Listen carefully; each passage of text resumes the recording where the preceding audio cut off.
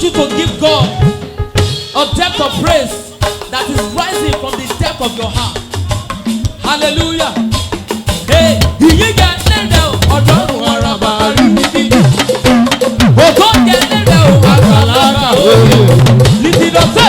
ìyìn jẹ́ lẹ́rẹ̀ arúgbó ọ̀dọ́. Ọba tó dáyé.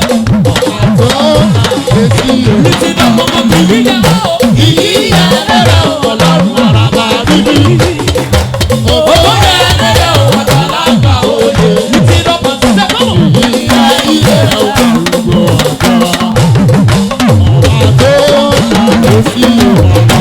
Listen, ìyìn jẹ́ ilé rẹ̀ o Jésù. Ọba tó ṣogun ayé mi dàda ìdágbára.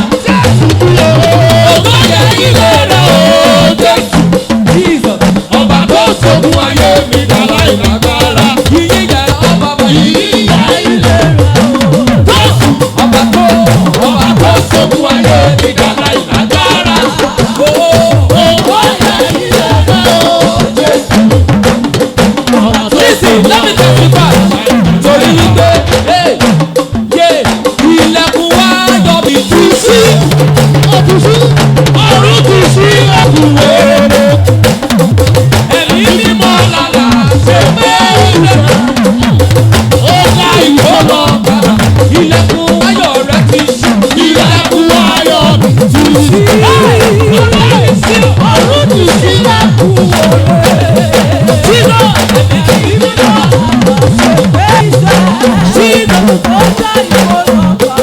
Ilẹ̀kùn ayọ̀ wa ti ṣí. Ẹ̀kún ayọ̀ mi tú sí. Ọ̀run ti ṣí ẹ̀kún wèrè. Ẹ̀mí mímọ́ lọ́la ṣe pé ìṣe.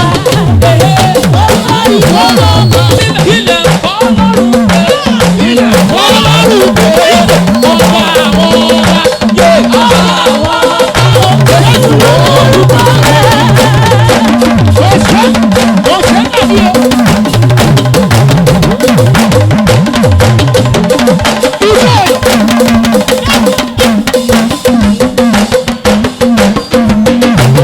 Ilẹ̀ kọ́ lọ́rùn pé.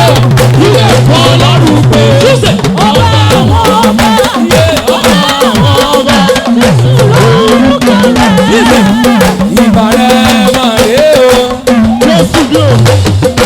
Ìbàrẹ̀ máa rè o. Ìbàrẹ̀ máa rè o.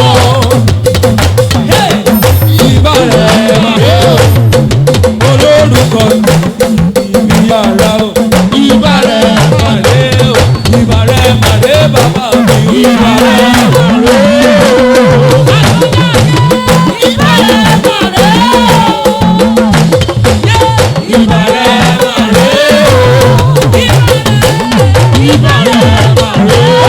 Kìkì. Olórúkọ ìbí ara. Ìbàrẹ̀ máa rè o. Wọ́n mú ká sọ pé kí lè ń kọ́ lọ́rùn pé o.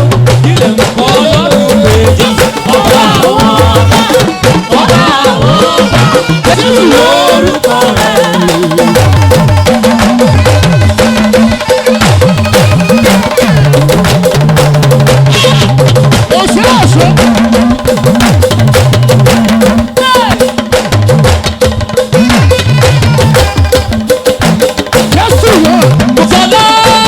Mọ̀tọ́lá Olúwa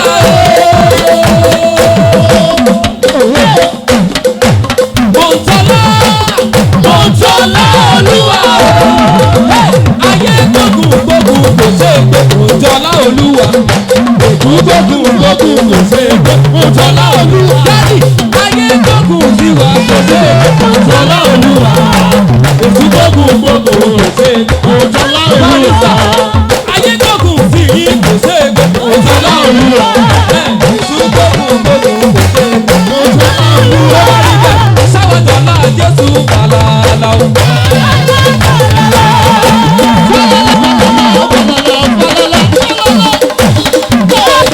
Ọmọ ìgbàlá hallelujah. Sáwọ́dọ̀lá Jésù bàlálà. Sáwọ́dọ̀lá Jésù bàlálà.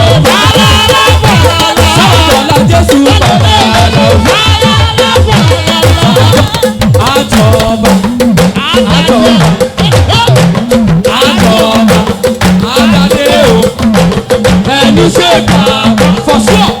ìṣẹ̀lẹ̀ yá. Àjọba àdàdé àjọba àdàdé sẹ́. Àjọba àdàdé àjọba àdàdé sẹ́. Àjọba àdàdé ẹni ṣe ìgbàgbọ́ ẹni ṣe ìgbàgbọ́.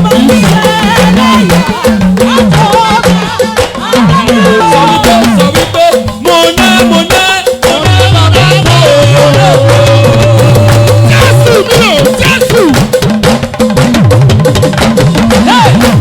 Mo ná bàbá kọ́ òróró. Kùtì náà pèsè mo ná bàbá kọ́ òróró. Yé ọba mi ọba ẹni rí Jésù.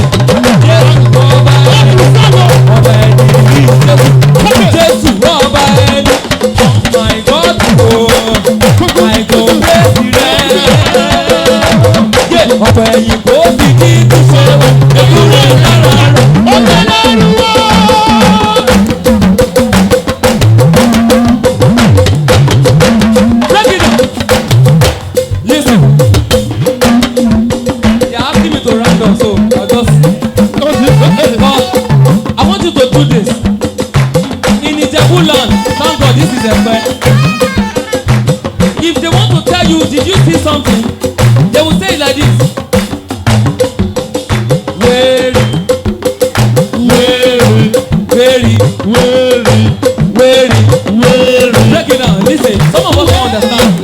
If people want to show you what somebody did in Ijebu land, they will say, where on road say it? Barista, where on road say it? Where the barista? So say we know it. So you are going to stand up and testify to God's goodness. Weri, lift it up. Ó sọ bí ìjọmọ. Ó tún ní